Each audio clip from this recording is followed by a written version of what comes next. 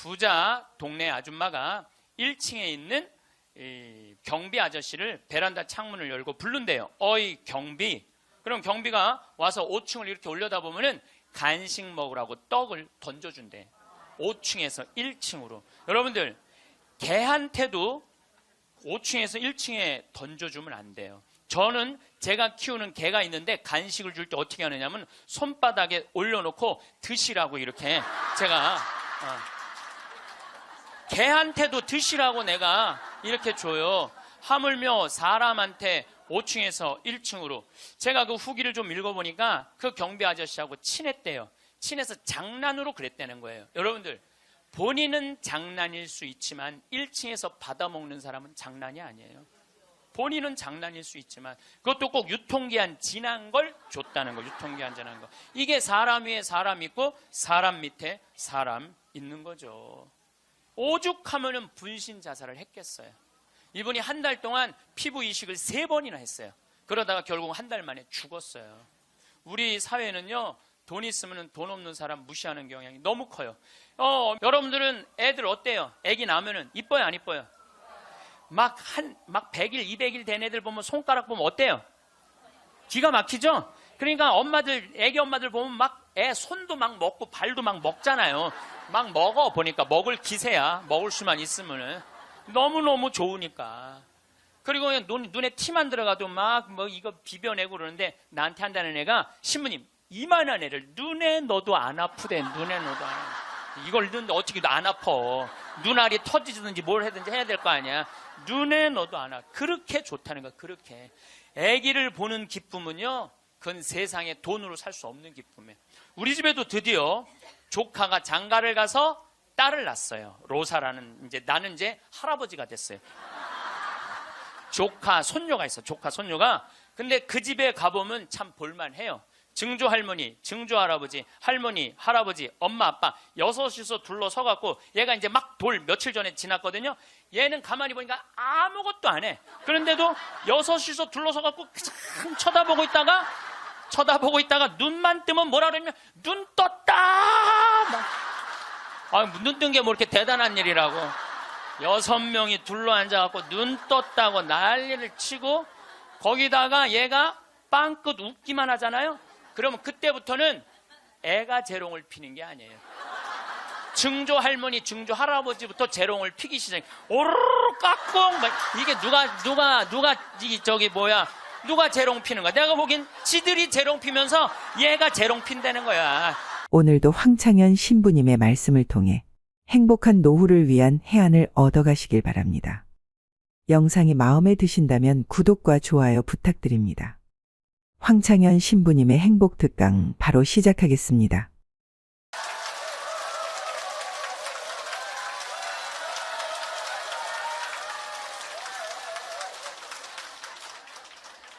참 예수님. 네, 반갑습니다. 우선 시작기도 먼저 바치고 강의 시작하도록 하겠습니다. 성부와 성자와 성령의 이름으로. 아멘. 프란치스코 교황님께서 방문을 하셨어요. 교황님은 항상 전용기가 없으시기 때문에 그 나라 비행기를 타고 가세요. 우리나라는 대한항공을 타고 오셨죠. 이번에 미국에 갈 때는 아메리칸 에어라인을 타고 가셨어요. 근데 교황님이 딱 비행기를 타자마자 승무원들한테 이렇게 부탁을 하셨다고 그래요. 나는 미국으로 가는 내내 어떠한 특별한 대우도 원하지 않는다. 나를 여기 있는 탑승한 모든 승객하고 똑같이 대해줘라. 거기에는 무슨 추기경도 탔을 거고 기자단도 탔을 거고 수행원도 탔을 거예요. 근데 교황님은 특별한 대우를 원하지 않으셨다고 그래요. 그리고 교황님은 내릴 때 정말로 여러분들한테 감사하다고 승무원들한테 감사의 인사도 잊지 않으셨다고 그래요. 13억 명의 대표가 우리 프란치스코 교황님 아니에요. 가톨릭 신자가 지금 13억 명이니까.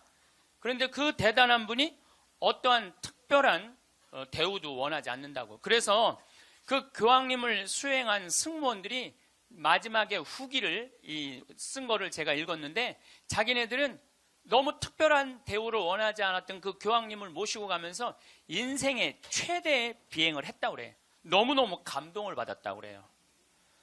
이렇게 세계 최고의 교황님도 특별한 대우를 원하지 않으셨는데 모 항공사의 부사장은 땅콩 안 까줬다고 매뉴얼 판으로 자기 직원, 자기 돈을 벌어주는 사람이야. 고마운 사람이죠. 자기 직원 손가락 마디를 때리고 무릎을 꿇치고 그 다음에 강제로 용서를 청하라고 그랬다는 거예요. 그리고 그것도 모자라니까 어떻게? 비행기를 돌려서 그 중요한 사무장을 비행기에서 내리게 했다는 거예요. 이게 바로 사람 위에 사람 있고 사람 밑에 사람 있는 거죠. 대한민국은요, 돈 있으면요 갑질을 너무나 많이 해요.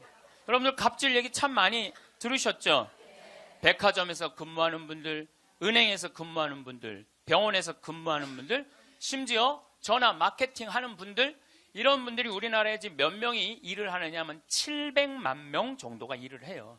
그 700만 명들은 매일매일 무시를 당하고 살고 있는 거예요.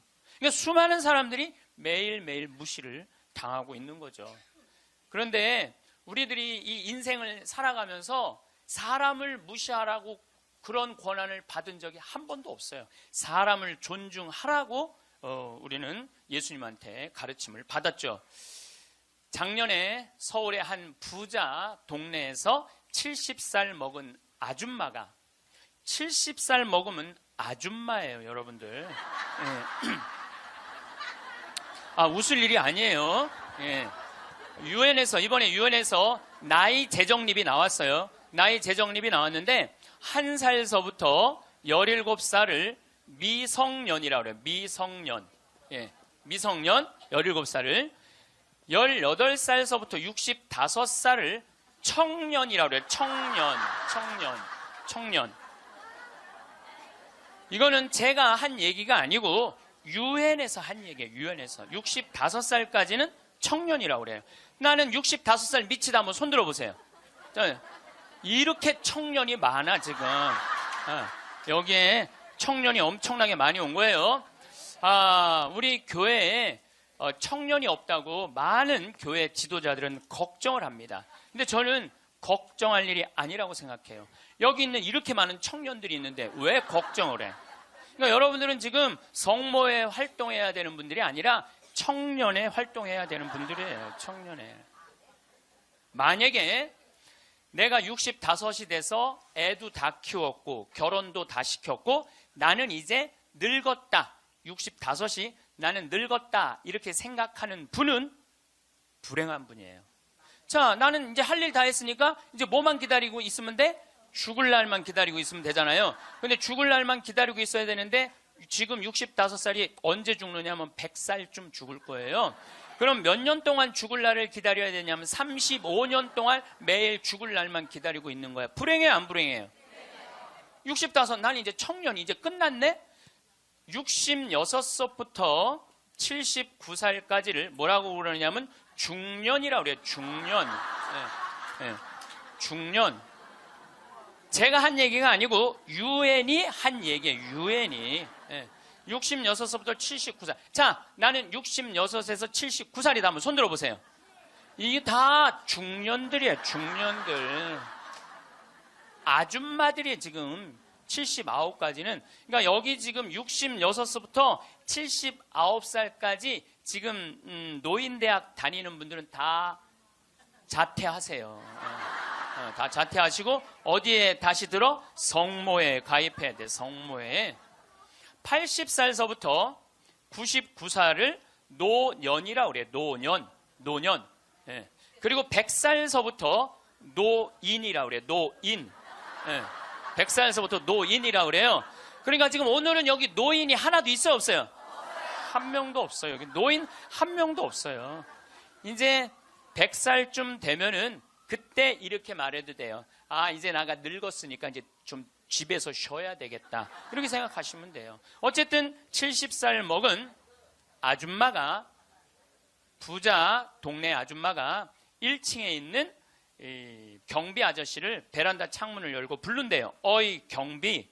그럼 경비가 와서 5층을 이렇게 올려다보면은 간식 먹으라고 떡을 던져준대. 5층에서 1층으로. 여러분들, 개한테도 5층에서 1층에 던져주면 안 돼요. 저는 제가 키우는 개가 있는데 간식을 줄 때 어떻게 하느냐면 손바닥에 올려놓고 드시라고 이렇게 제가 개한테도 드시라고 내가 이렇게 줘요. 하물며 사람한테 5층에서 1층으로. 제가 그 후기를 좀 읽어보니까 그 경비 아저씨하고 친했대요. 친해서 장난으로 그랬다는 거예요. 여러분들, 본인은 장난일 수 있지만 1층에서 받아먹는 사람은 장난이 아니에요. 본인은 장난일 수 있지만 그것도 꼭 유통기한 지난 걸 줬다는 거. 유통기한 지난 거. 이게 사람 위에 사람 있고 사람 밑에 사람 있는 거죠. 오죽하면은 분신 자살을 했겠어요. 이분이 한 달 동안 피부 이식을 3번이나 했어요. 그러다가 결국 한 달 만에 죽었어요. 우리 사회는요, 돈 있으면 돈 없는 사람 무시하는 경향이 너무 커요. 며칠 전에도 뭐 수아브로 스키라고 무슨 액세서리, 거기에서 어떤 사람이 와갖고 점원들한테 이거 고쳐주지 않는다고 무릎 꿇히게 하고. 여러분들, 똑같은 사람끼리 무릎을 꿇히게 한다는 게 말이 돼요? 그 사람은 그 제품을 쓸 자격이 없는 사람이에요. 돈만 있다고 좋은 제품을 쓰는 게 아니라는 거예요. 돈도 있고 그 돈을 쓸 만한 인격도 갖춰야 되는데 우리는 돈만 있고 뭐가 없어? 인격이 없는 거예요. 사람 무시하지 말라고 누가 가장 가르치셨어요? 예수님이에요. 예수님은 마태복음 25장에 이렇게 말씀하세요. 양떼, 염소떼 나눠놓고 양떼들한테 이렇게 말씀하세요. 너희는 하늘나라를 차지해라.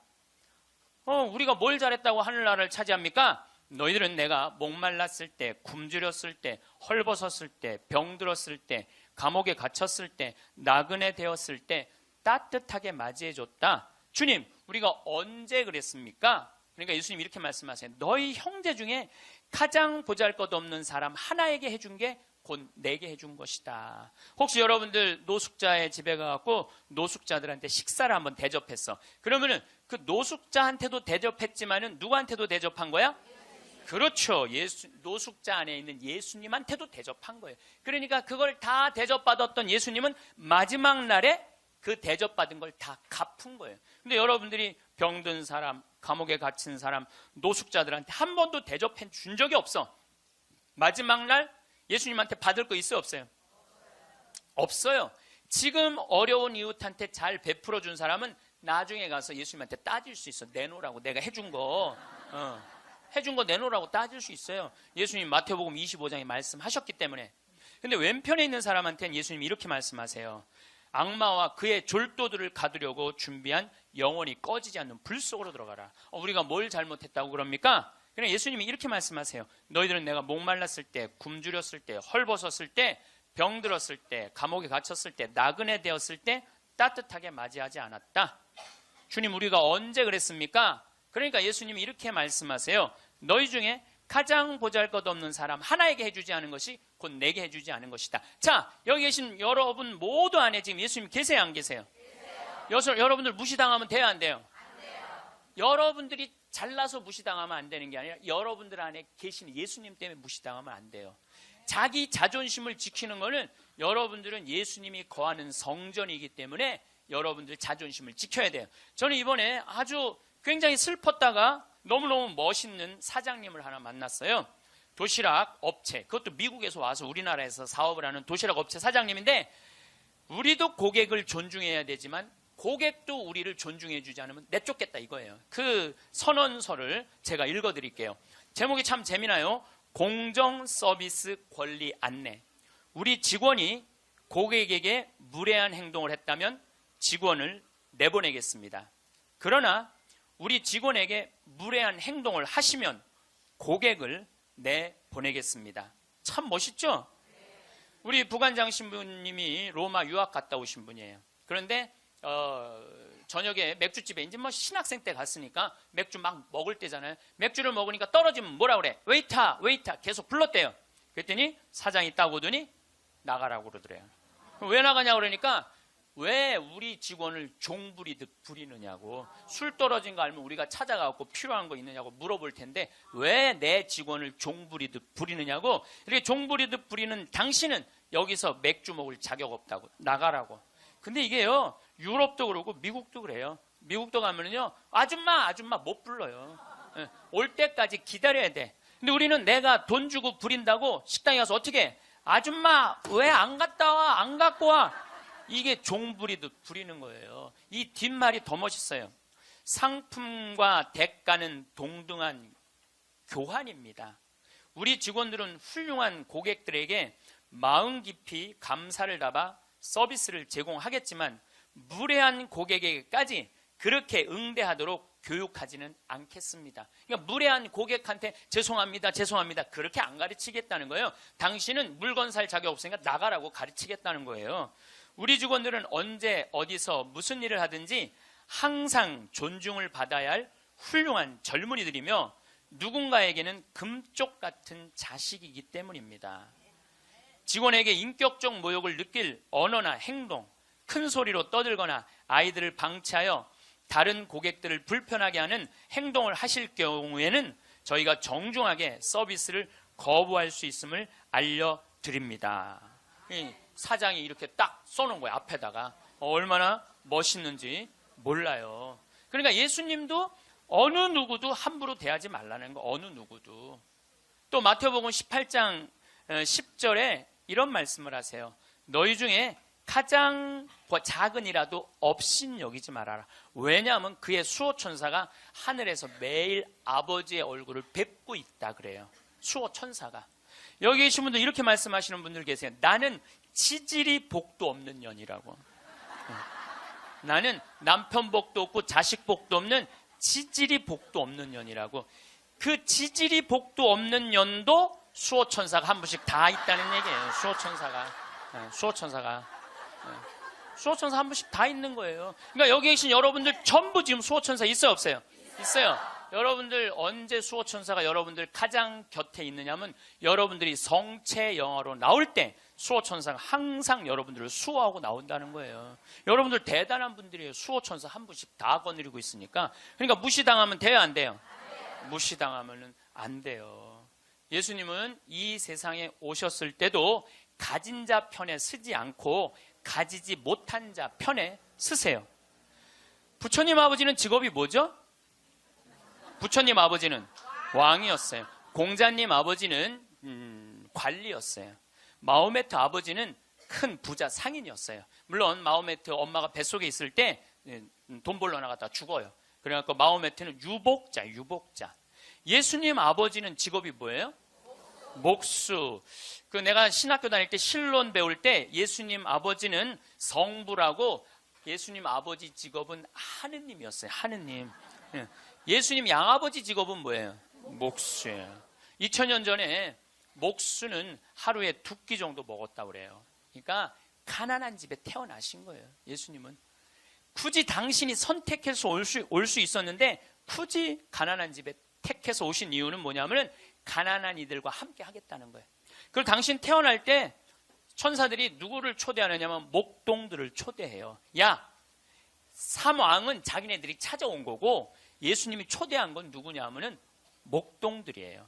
저기 대단한 분 태어났으니까 가봐라. 그래갖고 예수님한테 처음으로 인사를 한 사람들은 목동들이야.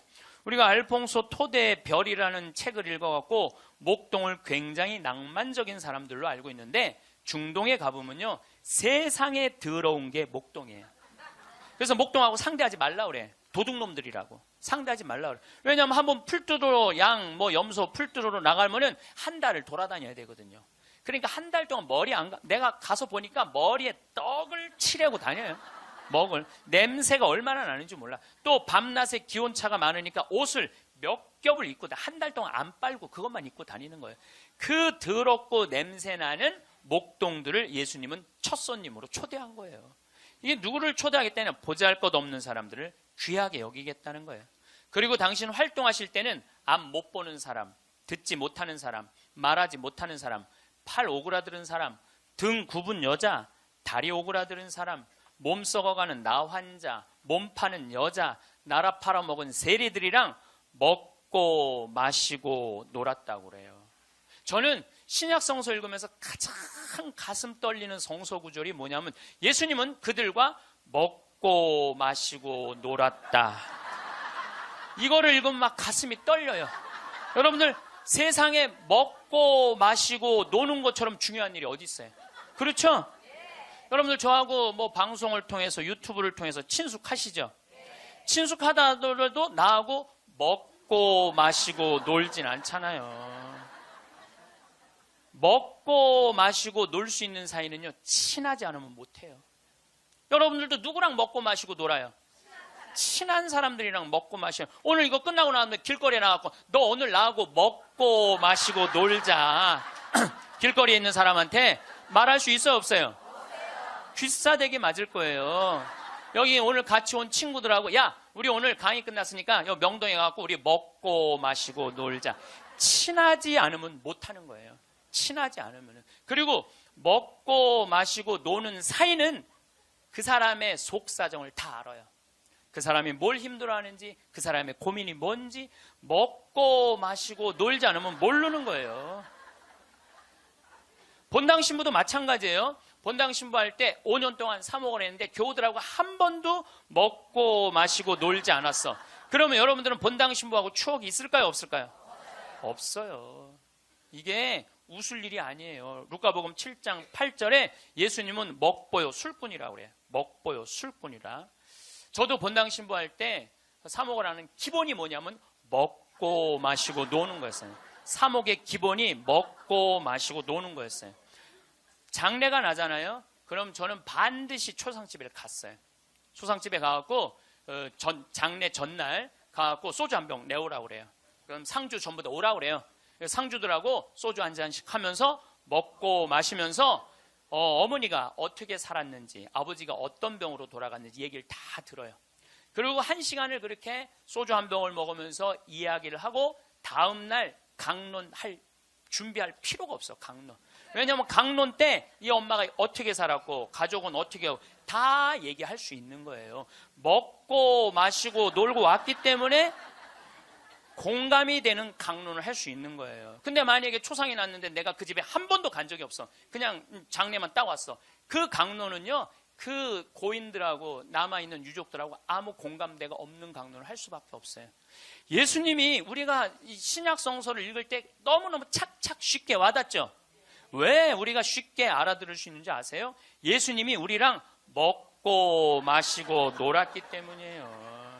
이게 얼마나 가슴 설레는 성서구절인지 몰라요. 어떤 가르침보다 위대한 말이 뭐냐면 예수님은 그들과 먹고 마시고 놀았다예요.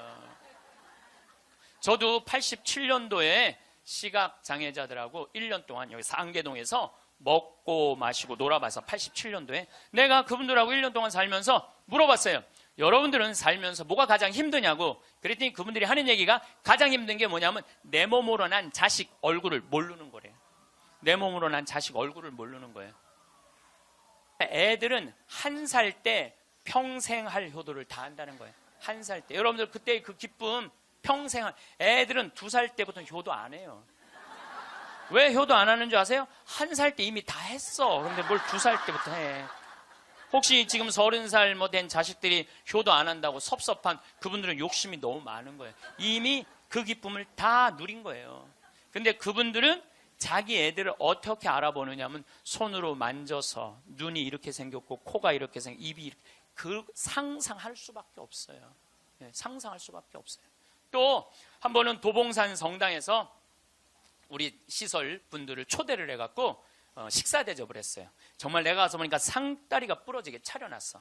그런데 옆에 있던 형제가 나한테 그러는 거야. 학사님, 우리는 이렇게 상다리가 부러지게 차려놔도 아무 소용이 없다는 거예요. 왜 소용이 없냐? 그랬더니 보여야지 골라 먹죠. 어디 있는 줄 알아야지. 냄새는 나는데 어디 있는지 알아야지 골라 먹죠. 그러니까 옆에 봉사자들이 한 분씩 앉아갖고 고등어 들어갑니다. 두부 들어갑니다. 김치 들어갑니다. 그래야지 먹는 거예요.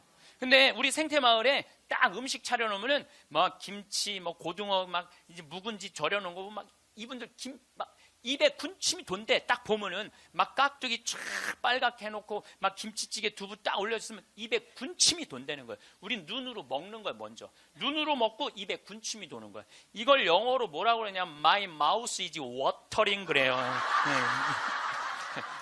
군침 돈다. My mouth is watering. 군침이 도네. 근데 그분들은 눈으로 먹는 기쁨이 없는 거예요. 여러분들 뭐가 지지리 복도 없긴 뭐가 지지리 복도 없어. 이 눈으로 벌써 음식을 먹는데 이거 눈알 하나 갈아 끼는데 1억이라는데 2개 갈아 끼면 2억인데 2억을 끼고 지지리 복도 없는 년. 무슨 지지리 복도 없는 년이야. 또 87년도는 그 인천에서 수원에서 전철이 전부 다 의정부로 갔어요. 그때만 해도 우리 시각장애자들이 전철에서 바구니 들고 어두운 밤에 깜깜한 밤에 이러고 가면은 500원씩 1000원씩 줬어요. 기억나시죠? 네. 그렇게 하루 종일 전철을 오고 가면서 모으면은 그때 돈으로 꽤 컸대요. 15,000원, 2만원 됐대요. 그때 돈으로. 그러면은 창동이나 도봉역에서 딱 내리면은 도둑놈들이 따라다니다가 역에서 나가면은 그걸 낚아채 가는 거예요. 그걸 낚아채 가는 거예요.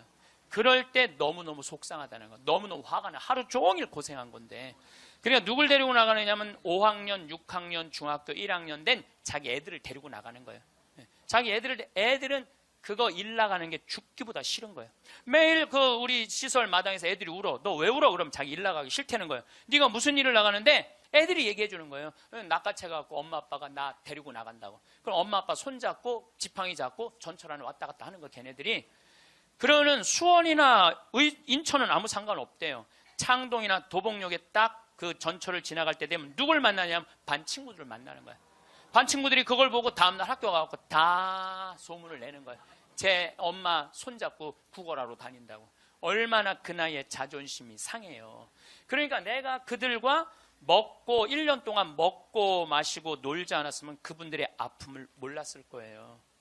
예수님은 이 세상에 오셔서 3년 동안 정말 가지지 못한 사람이나 가진 사람이나 누구하고 먹고 마시고 놀았어요. 그러니까 강생이라는 말 참 많이 듣죠. 예수님은 이 세상에 강생하셨다. 그냥 몸만 오신 게 아니에요. 삶 자체로 이 세상에 들어오신 거예요. 그래서 우리랑 먹고 마시고 놀면서 우리가 고민하는 게 뭔지, 우리가 힘들어하는 게 뭔지 너무너무 잘 아셨어요. 그래서 예수님은 특별히 아픈 사람들, 병든 사람들 고쳐주는 거 주저하지 않으셨어요. 다 고쳐주셨어요.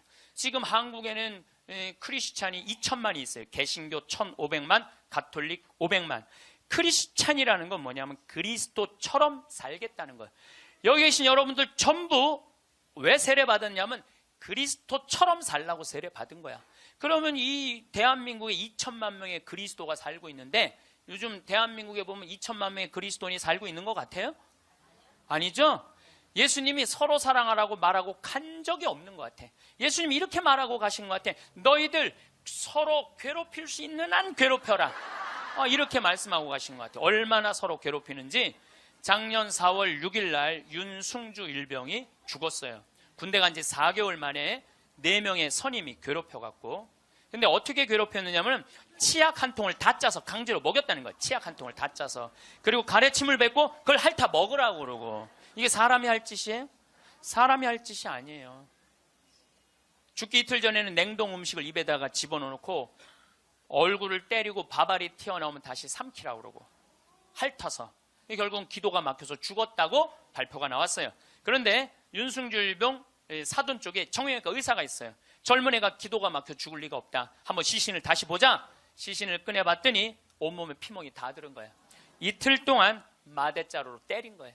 그래갖고 맞아 죽은 거예요. 쉽게 말하면 맞아 죽은 거예요. 잠도 안 재우고. 근데 윤승주 일병은 군대 가기 전에 전액 장학생이었어요. 대학생이었는데. 그리고 과 대표였고. 이렇게 멀쩡한 아이가 군대 가고 죽은 거예요. 그래서 작년 내내 군대를 개혁한다고 난리를 치는데 저는 군대를 개혁해서 될 일이 아니에요. 여러분들 우리나라 애들은 군대 가기 전에 이미 다 망가져서 들어가요. 우리나라 중고등학교 애들 여러분들 남자애들 보면 눈빛 보면 어때요? 살벌하지 않아요? 이렇게 눈빛 딱 마주치면은 어떤 놈이야 걸리지, 내가 오늘 가만히 안 놔둬, 이런 기세예요. 우리나라 지금 중고등학교 남자애들은 극도의 스트레스 속에서 자라는 거예요. 왜? 경쟁 속에서 경쟁만 가르치고 협력, 이해, 양보, 사랑 이런 게 안 배워요. 경쟁, 출세, 1등만 배운 애들이야. 그러니까 눈에 도끼가 있는 거야, 애들이. 그런 애들이 군대 가고 서로 괴롭히는 거예요. 이미 군대 가기 전에 망가진 거예요. 여러분들 이 텔레비전 보면 요즘 대한민국 뭔가 잘못 가고 있다는 생각 안 들어요? 뭔가 우리 지금 잘 가고 있어요? 잘 못 가고 있어요. 대한민국 건국이념은 뭐예요? 홍익인간 그건 4348년 전에 단군 할아버지가 한 얘기고, 대한민국 건국이념은 뭐예요? 대한민국 건국이념은 뭐냐면 우리도 한번 잘 살아보세요. 돈이야, 돈. 돈이라면요 무슨 짓이든 해요. 정말 지난 70년 동안 돈을 벌기 위해서 우리는 혈안이 돼 있었어요. 그리고 우리나라는 돈을 많이 벌었어요. 참 많이 벌은 나라예요. 전 세계 다녀보세요. 대한민국처럼 좋은 차 타고 여러분들처럼 이렇게 기가 막히게 멋있는 옷 입고 여러분들처럼 잘 먹는 나라 거의 없어요. 전 세계에서 10위 안에 들어요. 10위 안에 들어요. 참 잘 먹고 잘 살아요. 근데 무슨 영국의 옥스퍼드 대학 나오고 우리나라 기자가 이런 말을 했어요. 기적을 이룬 나라, 기쁨을 잃은 나라. 기적은 이루었는데 너무너무 잘 살긴 하는데 기쁨이 없는 나라야. 전부 다 여기다 헬 조선이에요. 지옥 조선. 우리나라를 지금 그렇게 표현하거든요. 그리고 애들이 흙수저 물고 태어났다고. 누구는 금수저 물고 태어났는데 누구는 흙수저 물고 태어났다고. 내가 보기엔 너무 잘 사는데 이런 표현들이 있는 거예요. 이거는요 돈보다 더 높은 가치가 있거든요. 이제 대한민국이 추구해야 되는 건 뭐냐면 돈보다 더 높은 가치를 추구해야 될 때예요. 이제는. 근데 아직도 돈이야. 아직도 돈. 아직도 경제 그래요. 정의, 인권, 자유, 생태계, 자연, 이 높은 가치들이 있는데 우리는 아직도 경제예요.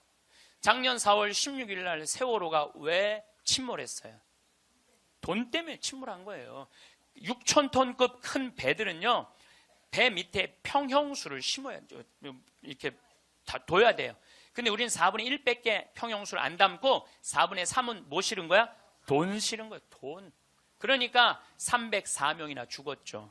단원고등학교 아이들 249명, 피어보지도 못한 그 꽃들이 249명이 죽었어요. 이게 대한민국 모두의 책임이에요. 세월호의 책임만이 아니라는 거예요. 어른 55명이 죽은 거예요. 돈 때문에. 핀란드라는 나라는 건국이념이 뭐냐면 나눔이야, 나눔. 이 나라는 러시아의 100년 지배를 받아요. 100년 지배를 받으면서 독립을 해요. 국민들이 모여갖고 우리 진짜 잃었던 나라를 찾았으니까 이 나라를 어떻게 건설해 나갈 것이냐? 국민들이 그래요. 콩알 한쪽이라도 나눠 먹자. 그래서 이 나라는요, 가난했을 때부터 나누기 시작하고 지금까지도 잘 나눠요. 지금까지도. 지금 국민소득 6만 달러예요. 이 나라는 초등학교, 중고등학교 전액 무상교육이에요. 근데 더 놀라운 건 대학생들도 전부 공짜로 대학 다 다녀요. 그리고 기숙사도 다 공짜야. 시골에서 헬싱키로 공부하러 올라왔어. 그러면은 기숙사비 다 국가에서 다 대줘요. 근데 더 놀라운 건 대학생들이 돈이 없어갖고 아르바이트 할까봐, 책 사볼 돈이 없어서 아르바이트 할까봐 아르바이트 하지 마라, 공부해. 그러면서 책값 하라고 모든 대학생들한테 한 달에 43만 원씩 용돈을 줘요.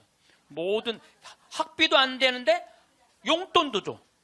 이 나라는 석박사까지 공짜예요. 프로그램 참여하면 석박사까지 다 공짜야. 그러려면 뭘 많이 내야 돼? 세금을 많이 내야 되잖아요. 이 나라는 한 700만 원 정도 월급 받는 사람들이 세금을 얼마를 내냐면 320만 원 정도 내요. 이 정도 내야지 대학생들한테 용돈까지 주죠. 자, 이제 대한민국도 애들이 등록금 못 내갖고 지옥이라고 그러잖아요. 그러니까 이제 어른들, 애들, 대학생들 등록금 공짜로 해주기 위해서 700만 원 버는 사람들 320만 원 돈 내십시오. 낼 것 같아, 안 낼 것 같아요? 여기다가 빨간 띠 두르고 결사 반대. 박근혜 정부는 자폭해라 막 이러고 아마 할 거예요. 네. 누가 대한민국이 정이 많은 나라래? 저는요, 대한민국 정 많은 나라라는 거에 동의할 수 없어요. 왜냐하면 정이 많은 나라가 해외 입양 1위를 해요. 우리나라가 해외 입양 1위예요. 제가 지난 여름에 유타라는 곳에 강의를 다녀왔는데 거기 가보니까요, 몰몬 교도가 많은 데예요. 저녁에 식당에 갔는데 엄마 아빠는 백이냐, 근데 애들은 누가 봐도 우리나라 애들이에요. 그 한 식당에 세 쌍의 자녀들이, 그러니까 세 부부 쌍의 자녀들이 우리나라 애들이야. 나는 대한민국의 어른으로서 걔네들한테 너무너무 미안하더라고요. 전 세계에서 해외 입양 1위가 대한민국이에요. 2위가 어딘 줄 아세요? 필리핀이에요. 3위가 우간다, 4위가 인도, 5위가 우즈베키스탄이에요. 그 나라들에 비하면 우리나라는요, 2배, 3배 잘 사는 나라예요. 2배, 3배 잘 사는 나라에서 해외 입양 1위를 하고 있는데 정이 많은 나라예요? 정이 많은 나라 아니에요. 또 제가 요즘 잠비아 도와준다고 한 3년 동안 한 10억 정도 잠비아 도와줬어요. 가서 뭐 이제 농장도 한 20만 평 꾸며주고, 소도 돼지도 닭도 뭐 옥수수밭도 감자밭도 다 해놨어요. 근데 나한테 전화해갖고 이렇게 항의하는 분들 참 많아요. 대한민국에도 굶어 죽는 사람 많은데 뭐하러 아프리카까지 가서 도와주느냐고, 정신 있는 거냐 없는 거냐, 나한테 이렇게 전화하는 분들 참 많아요. 여러분들, 우리나라가요 6.25 전쟁 끝나고 난 다음에요, 미국에서요 밀가루 받아서 먹고 살았어요. 밀가루. 그래서 우리 천주교하고 밀가루하고 인연이 많아요. 정부를 못 믿으니까 밀가루를 어디다 줬어? 성당에 다 갖다 줬어요. 그래서 성당에서 나눠줬어요. 그래서 옛날에는 밀가루 받아 먹으려고 세례 받는다 그래서 밀가루 신자라는 말까지 나왔어요. 그렇게 우리가 그 배고픈 시기를 미국에서 원조 받아갖고 버텨냈어. 그럼 세계에서 9번째로 1조 달러가 넘는 나라가 9나라인데 우리나라가 9번째 1조 980억 달러예요. 그렇게 잘 사는 나라가 아프리카의 나라 도와주는 건 당연한 거예요. 받았으면 줘야지. 받고 우린 꿀떡하고 끝나고 있어요.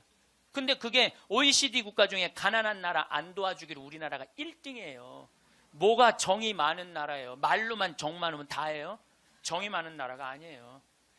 내가 지지난주에 동창 모임에 사회복지시설 운영하는 신부님을 만났어요. 기가 막힌 얘기를 들었어요. 어떤 얘기를 들었느냐 하면 서울의 한 시내 한복판에 지적장애자들 작업장을 학교에, 중학교에 만들려는데 주민이 반대하는 거예요. 그랬대요. 우리 동네 쓰레기 처리장은 들어와도 지적장애자 작업장은 못 들어온다. 참. 아니 걔네들 얼마나 이 삶에 목말라 하는 애들인데 걔네들을 우리 동네에서 받아들였고 우리 동네에서 보호를 해줘야지. 심지어 어떤 주민은 이렇게 말했다고 그래요. 우리 동네 핵시설은 들어와도 지적장애자 시설은 못 들어온다. 이게 우리가요 철저하게 이기적인 거예요. 님비라고 그래요. 님비. 요즘 우리 평창에는 동계올림픽 때문에 도로가 뻥뻥 나요. 근데 우리 생태마을 바로 옆에 도로가 나요. 근데 거기를 터널을 뚫어요. 강의 중에 다이나믹 터질 때 막 건물이 울려요. 그래서 사람들이 와서 나한테 그래요. 신부님, 저렇게 바로 터널을 뚫는데 반대 안 하시느냐고. 내가 이렇게 말해요. 저거 반대하려면 5년 정도 걸려. 매일 도로에 들어놓아야 돼. 나는 내 인생 매일 도로에 들어놓기 내 인생이 너무 아까워. 그리고 일하는 우리 옆으로 지나가는 거, 일하는 마을로 지나가는 거예요.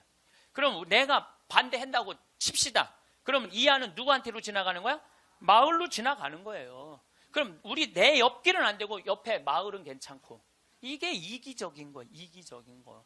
누가 우리 부로 정이 많은 나라라고 그래요. 1970년대 우리 이 구로공단에서 동대문에서 노동자들이 이제 돈 많이 벌으니까 우리 좀 나눠주라.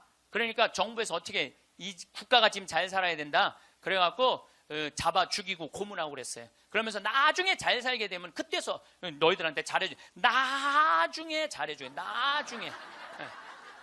나중에 잘해주겠다고. 그래서 대기업 중심으로 정책을 폈어요. 그런데 지금 대한민국 잘 살아요? 못 살아요? 잘 살아요. 외환보유가 세계 6위예요. 3,600억 달러. 그 다음에 10대 기내 사내 보유금은 5천억 달러, 515조.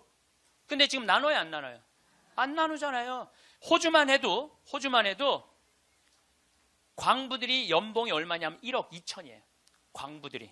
내가 지금 호주에 나오고 같이 봉사활동 다니는 치과의사, 우리 요한 바오로 치과의사가 있는데 어저께 나한테 한 얘기예요. 신부님, 호주에는 배관공, 전기공, 목수가 저보다 돈 더 많이 벌어요. 아주 능력 있는 치과의사인데 돈 더 많이 번다는 거예요. 그러니까 노동자가 잘 사는 나라가 행복한 나라예요. 예. 나중에 나눠주긴 언제 나눠줘. 나중에는 다 굶어 죽고 난 다음에 나눠줘요. 나누려면 언제 나눠야 돼? 지금 나눠야 돼. 지금. 내가 성당 질 때도 부자들한테 신축 헌금 좀 하시죠. 그럼 신부님 나중에 땅 팔리면 할게요. 나중에 땅 팔리면 할게요. 이런 분들은요 절대 안 해요. 착한 일도 많은 사람들, 신부님 내가 나중에 돈 벌면 할게요. 이런 사람들은 착한 일 안 하겠다는 사람들이에요. 지금 하지 않으면 나중에는 못 하는 거예요. 나중에는. 지금 해야 돼. 하려면 지금 해야 돼요. 마침 기도 벌써 시간이 45분이나 됐어요. 마침 기도 제가 신약 성서의 예수님은요 서로 사랑하라는 말보다는 남을 무시하지 말라는 말을 훨씬 많이 하셨어요. 남을 무시하지 말라는 말을. 이 사람을 무시하지 말고 어린아이를 무시하지 말고 가난한 사람을 무시하지 말고 이 이야기를 훨씬 많이 하셨어요. 그러니까 사람을 귀하게 여기라는 얘기예요. 성부와 성자와 성령의 이름으로 아멘. 작은 이들을 업신 여기지 마라. 너희는 이 작은 이들 가운데 하나라도 업신 여기지 않도록 주의하여라. 내가 너희에게 말한다. 하늘에서 그들의 천사들이 하늘에 계신 내 아버지의 얼굴을 늘 보고 있다.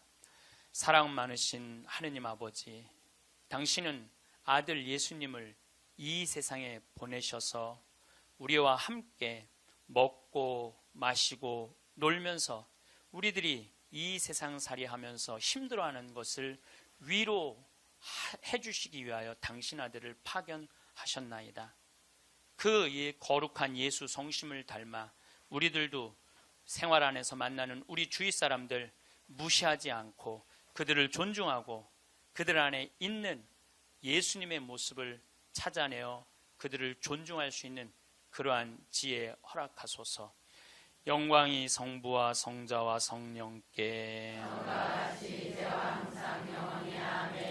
성부와 황창현 신부님은 가난하고 보잘것없는 사람을 업신 여기지 말고 모두 동등하게 대하라고 하십니다.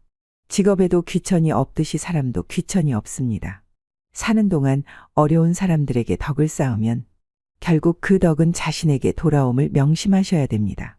부모와 자식 관계에 대해 좋은 글 하나 소개해 드리겠습니다. 부모 자식 사이는 천륜이라는 말이 있습니다. 그럼에도 하늘이 내려준 인연을 저버린 채 늙은 부모를 방치했다는 소식이 심심찮게 들려옵니다.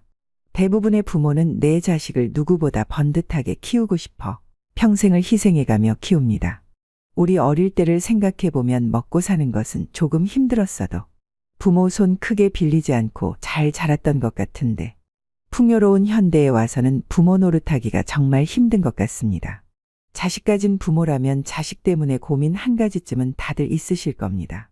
남편이 속 썩이는 건 애초에 남이라 별 생각 없이 넘기겠지만 자식에게 받은 상처와 배신감은 어디다 말도 못하고 주변 사람에게 마음을 터놓고 얘기하면 제 얼굴에 침 뱉기니 이 응어리진 마음은 어찌 풀어야 할까요?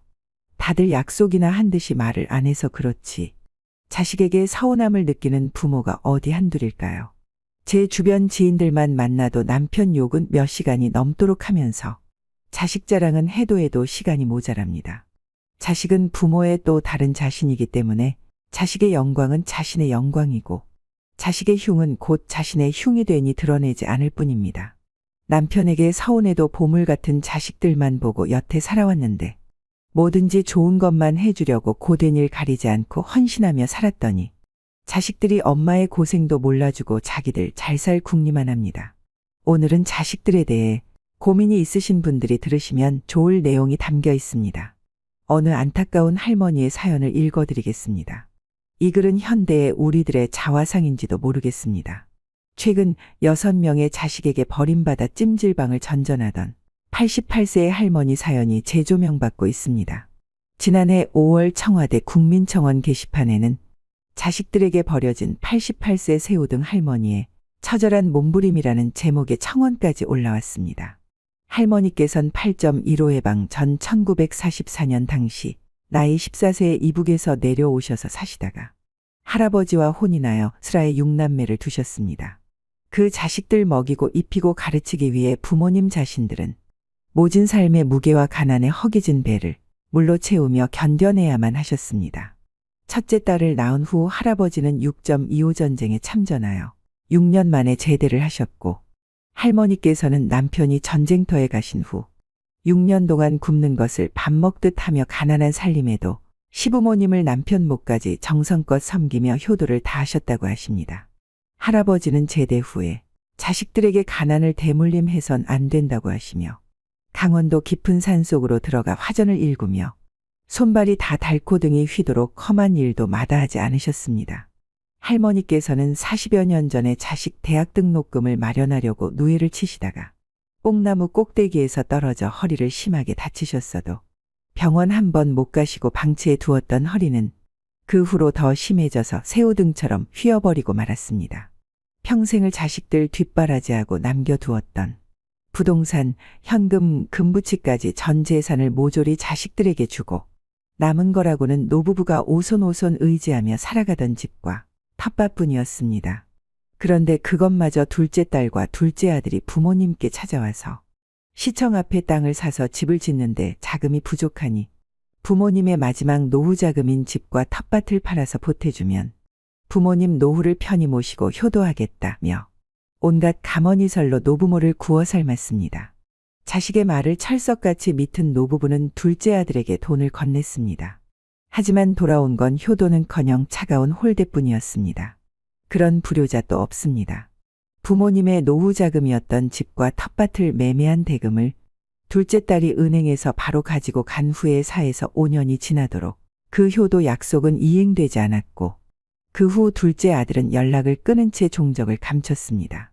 6.25참 전용사이며 정신력이 무척이나 강하고 꼿꼿하셨던 할아버지는 애꿎은 할머니에게만 역정을 내셨고 할머니께 둘째 딸과 둘째 아들이 앗아간 노후 자금을 찾아오라며 추궁하시다가 그 후 극심한 스트레스를 받으셔서 5년 전에 뇌출혈로 돌아가셨습니다. 할아버지가 돌아가시기 며칠 전에 할머니께 이렇게 말씀하셨답니다. 나는 아무래도 얼마 살지 못할 것 같으니까 할멈 자네는 저놈들이 가져간 돈들을 다 돌려받아서 병원에 가서 아픈 곳도 치료하고 먹고 싶은 것 실컷 먹고 그 돈을 다 쓰면 그때 나한테 와. 그리고 나 같은 사람 만나서 평생 호강 한번 못 시켜주고 고생만 시켜서 미안하네라고 말입니다.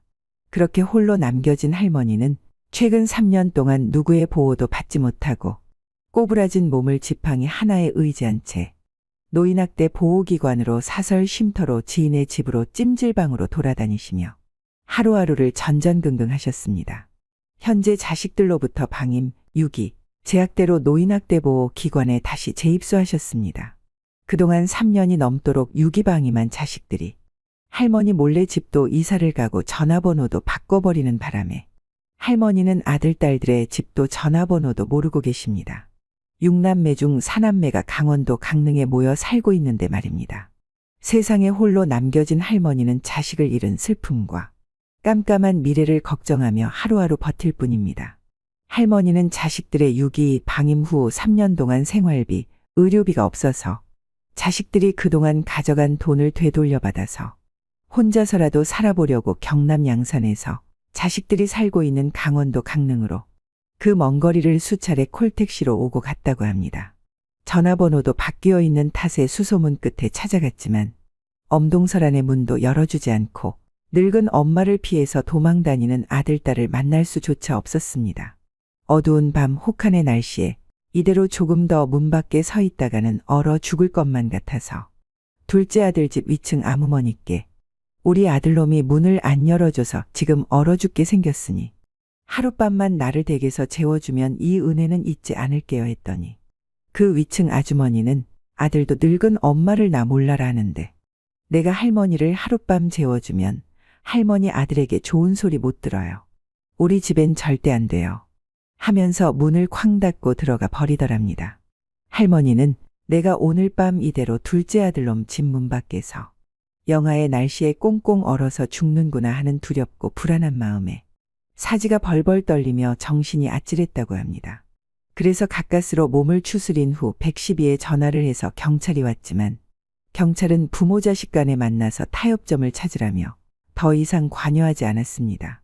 할머니는 지금이라도 죽고 싶지만 몹쓸 자식 놈들에게 비정하고 참담하게 버려진 몸으로 할아버지를 만날 수도 없고 이대로는 원통해서 죽을 수가 없답니다. 이 사연을 듣고 처음엔 이게 실화라고는 믿을 수가 없었습니다. 그만큼 충격적으로 다가왔습니다. 자식들을 위해 온갖 희생과 헌신을 다하시고 빈 껍데기만 남은 90세가 다 된 늙은 엄마를 자식들이 서로 연합하여 잘 모시고 보살펴 드리기는커녕 부모님 집안에 돈이 되는 것은 부모님 손가락에 끼고 있던 낡은 금가락지까지 모조리 모아서 앗아가고 달면 삼키고 쓰면 뱉는 파렴치한 불효를 저지른 자식들에게는 배은망덕이란 단어조차 사치인 것 같습니다. 엄마는 자기를 버리려고 하는 아들이 지게를 지고 산을 오를 때 뒤에서 나뭇가지를 꺾으며 간다죠. 아들이 엄마를 버리고 산을 내려갈 때 길 잃어버리지 말라는 표시라고 합니다. 자기가 버려지는 순간조차 자식 생각만 하는 게 엄마의 마음일 것입니다. 마지막으로 좋은 글 하나 소개해 드리겠습니다. 이 글을 들으면서 여러분들이 살아온 인생을 한번 돌아보시길 바랍니다. 이젠 나 스스로를 사랑해야 한다. 우리는 이 세상에 올 때 혼자였다. 갈 때도 동반자가 있을 리가 없다. 사람으로 사는 것은 필경 외로운 일일 것이다. 고독을 즐기다가 새로운 인생을 만난 사람도 있고 오랜 동행의 종지부를 찍은 사람도 있다. 내 삶의 가치는 결코 타인에 의해 타인이 만들어 놓은 상황에 의해 매겨지는 것이 아니다. 내가 나를 어떻게 바라보느냐, 내가 내 삶을 어떻게 살아가느냐에 따라 달라질 것이다. 우리는 다른 이들과 함께 있을 때 맡겨진 대역을 충실하게 연기한다. 늘 정해진 각본대로 따라하는 훈련이 자신의 진정한 모습을 잃어버리게 만든다. 당연히 스스로를 솔직하게 대면하지 못하는 사람이 생기기도 하고 자기 자신을 평가하고 투자하는 듯 철저히 인색했다. 혼자인 사람은 가장 자유로운 사람이다. 그러나 사람들은 자신의 배역이 익숙해져 있는 터라 이런 자유를 마주하게 되면 오히려 충격에 빠진다. 그래서 상당수의 사람들이 혼자라는 사실을 참을 수 없어 한다. 혼자는 곧 외로우며 공허하고 단정짓고 착각 속에 빠진다. 하지만 사람은 모두 자신의 길을 당당히 걸어가야 한다. 이젠 자식도 배우자도 일상의 삶에서 잠시 내려놓고 그들만큼이나 사랑한 열정을 오래 잊고 지냈던 나 자신과의 사랑을 위해 사용해 보기로 하자. 이젠 나 스스로를 사랑해야 한다. 내가 나를 사랑해 주지 않으면 누가 날 나만큼 사랑해 줄까? 최근에 혼자만의 시간을 누려본 기억이 있는가? 혼자서 여행을 가본 적이 있는가? 스스로 고독한 여행자가 되어보자. 한밤중 덜컹거리며 달리는 기차에 앉아 창밖으로 스쳐 지나가는 불빛을 바라보자. 고독은 생각을 풍성하게 키우고 그 차원을 높여준다. 많은 생각이 부담스러운가?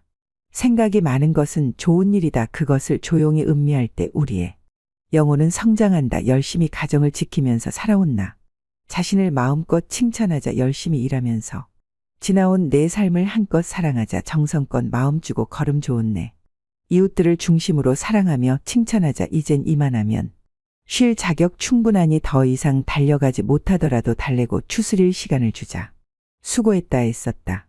육신이 너덜너덜해질 만큼 약해진 나 자신에게 위로와 칭찬과 용기를 보내주자. 욕심부리고 때를 쓰고 푼 나 자신조차 따스하게 보듬으며 이해해주자. 잠시 거울 속에 내 얼굴을 정면으로 쳐다보자. 노화를 느낀 언젠가부터 자세히 보기 싫어진 내 얼굴이지만 오늘은 거울 속에 내 얼굴을 정면으로 뚫어져라 바라보자. 10년 전, 20년 전, 30년 전 사진의 내 얼굴을 생각하며 구석구석 찬찬히 현재의 내 모습을 바라보자. 저렇게 늙어가는구나. 나는 우울하고 안쓰러운 마음이 들 것이다. 그 얼굴에는 굴곡의 세월과 기쁨, 서러움의 시간이 묻어있고 사랑과 이별과 망각의 시간들이 묻어 있다. 내 얼굴이지만 수많은 세월 동안 진지한 대화 한 번 없이 남의 물건처럼 방치해둔 내 모습이다. 언제 이렇게 수많은 주름살이 얼굴을 도배했을까? 언제 이렇게 떨어진 꽃잎의 색깔처럼 피부는 갈색 침전이 되었을까? 한때는 거울 속에 저 얼굴에도 신혼의 싱그러움이 있었다. 애들 초등학교 입학식 때 희망에 찬 젊은 부모의 기계가 있었을 것이다. 경제적 궁핍함에 힘든 세월 속에서도 꿋꿋이 웃음을 잃지 않던 얼굴이었고 애들의 교육 문제로 일일비하던 극성스런 부모의 얼굴이었다. 갑자기 먼 길 떠나는 부모님과의 영원한 이별을 회한의 눈물로 보내드린 얼굴이었고 지금은 당시 부모님의 얼굴로 쓸쓸히 거울 속에 있다. 낯설게 변해버린 굳은 무표정에 얼굴에게 이젠 진정으로 좋은 표정을 선물해주자.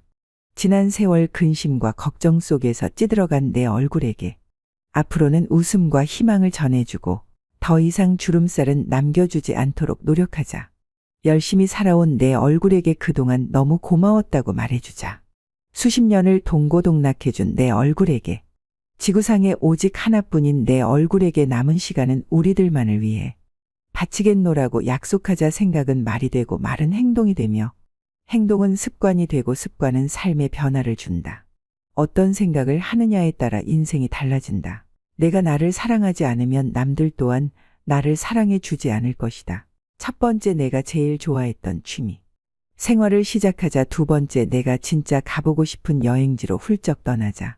세 번째, 신발은 지금까지 신었던 가격보다 좀 비싼 걸로 투자하자. 네 번째, 마음을 터놓을 수 있는 친구에게 당장 전화해보자. 다섯 번째, 아직 용서해주지 않았던 사람이 있다면 가슴을 열고 용서해주자. 그러면 내가 편해진다. 여섯 번째, 거리가 멀더라도 맛집으로 이름난 식당을 찾아 나 자신에게 음식 선물을 해주자. 일곱 번째, 매일 아침 눈을 뜨는 순간 나는 사랑받기 위해 태어난 사람이고 지금 이 순간이 가장 행복한 사람이라고 외치자.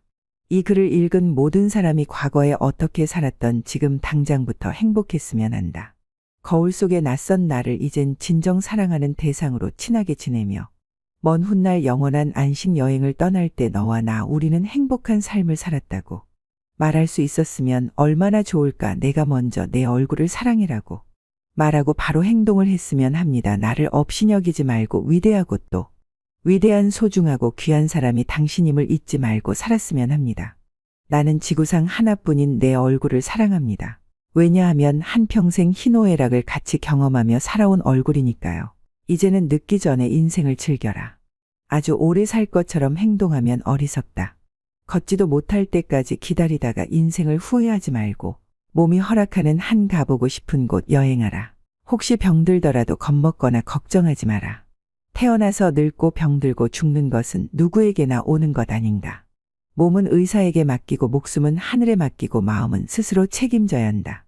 자식들이나 손자에 관한 일은 눈으로 보고 귀로 듣기만 하고 입은 꼭 닫으셔라. 자신이 자신을 최고로 여기고 자신을 대접하며 살다가 생로병사에 순응하며 살자. 머물 듯 하는 것이 세월인 것을 이젠 나 스스로를 사랑해야 한다. 우리는 이 세상에 올 때 혼자였다. 갈 때도 동반자가 있을 리가 없다. 사람으로 사는 것은 필경 외로운 일일 것이다. 고독을 즐기다가 새로운 인생을 만난 사람도 있고 오랜 동행의 종지부를 찍은 사람도 있다. 내 삶의 가치는 결코 타인에 의해 타인이 만들어 놓은 상황에 의해 매겨지는 것이 아니다. 내가 나를 어떻게 바라보느냐, 내가 내 삶을 어떻게 살아가느냐에 따라 달라질 것이다. 우리는 다른 이들과 함께 있을 때 맡겨진 대역을 충실하게 연기한다. 늘 정해진 각본대로 따라하는 훈련이 자신의 진정한 모습을 잃어버리게 만든다. 당연히 스스로를 솔직하게 대면하지 못하는 사람이 생기기도 하고 자기 자신을 평가하고 투자하는 듯 철저히 인색했다. 혼자인 사람은 가장 자유로운 사람이다. 그러나 사람들은 자신의 배역이 익숙해져 있는 터라 이런 자유를 마주하게 되면 오히려 충격에 빠진다. 그래서 상당수의 사람들이 혼자라는 사실을 참을 수 없어 한다. 혼자는 곧 외로우며 공허하고 단정짓고 착각 속에 빠진다. 하지만 사람은 모두 자신의 길을 당당히 걸어가야 한다. 이젠 자식도 배우자도 일상의 삶에서 잠시 내려놓고 그들만큼이나 사랑한 열정을 오래 잊고 지냈던 나 자신과의 사랑을 위해 사용해 보기로 하자. 이젠 나 스스로를 사랑해야 한다. 내가 나를 사랑해 주지 않으면 누가 날 나만큼 사랑해 줄까? 최근에 혼자만의 시간을 누려본 기억이 있는가? 혼자서 여행을 가본 적이 있는가? 스스로 고독한 여행자가 되어보자.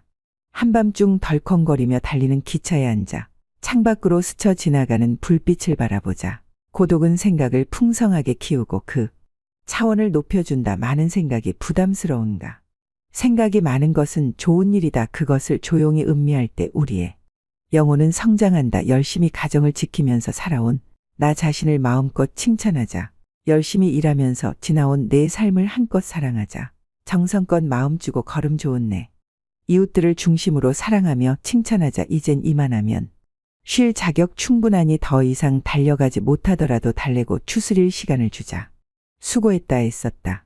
육신이 너덜너덜해질 만큼 약해진 나 자신에게 위로와 칭찬과 용기를 보내주자. 욕심부리고 때를 쓰고 푼 나 자신조차 따스하게 보듬으며 이해해주자. 잠시 거울 속에 내 얼굴을 정면으로 쳐다보자. 노화를 느낀 언젠가부터 자세히 보기 싫어진 내 얼굴이지만 오늘은 거울 속에 내 얼굴을 정면으로 뚫어져라 바라보자. 10년 전, 20년 전, 30년 전 사진의 내 얼굴을 생각하며 구석구석 찬찬히 현재의 내 모습을 바라보자. 저렇게 늙어가는구나. 나는 우울하고 안쓰러운 마음이 들 것이다. 그 얼굴에는 굴곡의 세월과 기쁨, 서러움의 시간이 묻어있고 사랑과 이별과 망각의 시간들이 묻어 있다. 내 얼굴이지만 수많은 세월 동안 진지한 대화 한 번 없이 남의 물건처럼 방치해둔 내 모습이다. 언제 이렇게 수많은 주름살이 얼굴을 도배했을까? 언제 이렇게 떨어진 꽃잎의 색깔처럼 피부는 갈색 침전이 되었을까? 한때는 거울 속에 저 얼굴에도 신혼의 싱그러움이 있었다. 애들 초등학교 입학식 때 희망에 찬 젊은 부모의 기계가 있었을 것이다. 경제적 궁핍함에 힘든 세월 속에서도 꿋꿋이 웃음을 잃지 않던 얼굴이었고 애들의 교육 문제로 일일비하던 극성스런 부모의 얼굴이었다. 갑자기 먼 길 떠나는 부모님과의 영원한 이별을 회한의 눈물로 보내드린 얼굴이었고 지금은 당시 부모님의 얼굴로 쓸쓸히 거울 속에 있다. 낯설게 변해버린 굳은 무표정에 얼굴에게 이젠 진정으로 좋은 표정을 선물해주자. 지난 세월 근심과 걱정 속에서 찌들어간 내 얼굴에게 앞으로는 웃음과 희망을 전해주고 더 이상 주름살은 남겨주지 않도록 노력하자. 열심히 살아온 내 얼굴에게 그동안 너무 고마웠다고 말해주자. 수십 년을 동고동락해준 내 얼굴에게 지구상에 오직 하나뿐인 내 얼굴에게 남은 시간은 우리들만을 위해 바치겠노라고 약속하자. 생각은 말이 되고 말은 행동이 되며 행동은 습관이 되고 습관은 삶의 변화를 준다. 어떤 생각을 하느냐에 따라 인생이 달라진다. 내가 나를 사랑하지 않으면 남들 또한 나를 사랑해 주지 않을 것이다. 첫 번째, 내가 제일 좋아했던 취미 생활을 시작하자. 두 번째, 내가 진짜 가보고 싶은 여행지로 훌쩍 떠나자. 세 번째, 신발은 지금까지 신었던 가격보다 좀 비싼 걸로 투자하자. 네 번째, 마음을 터놓을 수 있는 친구에게 당장 전화해보자. 다섯 번째, 아직 용서해주지 않았던 사람이 있다면 가슴을 열고 용서해주자. 그러면 내가 편해진다. 여섯 번째, 거리가 멀더라도 맛집으로 이름난 식당을 찾아 나 자신에게 음식 선물을 해주자. 일곱 번째, 매일 아침 눈을 뜨는 순간 나는 사랑받기 위해 태어난 사람이고 지금 이 순간이 가장 행복한 사람이라고 외치자. 이 글을 읽은 모든 사람이 과거에 어떻게 살았던 지금 당장부터 행복했으면 한다. 거울 속의 낯선 나를 이젠 진정 사랑하는 대상으로 친하게 지내며 먼 훗날 영원한 안식 여행을 떠날 때 너와 나 우리는 행복한 삶을 살았다고 말할 수 있었으면 얼마나 좋을까. 내가 먼저 내 얼굴을 사랑해라고 말하고 바로 행동을 했으면 합니다. 나를 없인 여기지 말고 위대하고 또 위대한 소중하고 귀한 사람이 당신임을 잊지 말고 살았으면 합니다. 나는 지구상 하나뿐인 내 얼굴을 사랑합니다. 왜냐하면 한평생 희노애락을 같이 경험하며 살아온 얼굴이니까요. 이제는 늦기 전에 인생을 즐겨라. 아주 오래 살 것처럼 행동하면 어리석다. 걷지도 못할 때까지 기다리다가 인생을 후회하지 말고 몸이 허락하는 한 가보고 싶은 곳 여행하라. 혹시 병들더라도 겁먹거나 걱정하지 마라.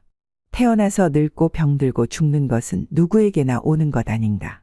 몸은 의사에게 맡기고 목숨은 하늘에 맡기고 마음은 스스로 책임져야 한다. 자식들이나 손자에 관한 일은 눈으로 보고 귀로 듣기만 하고 입은 꼭 다무셔라. 자신이 자신을 최고로 여기고 자신을 대접하며 살다가 생로병사에 순응하며 살자. 머물 듯 하는 것이 세월인 것을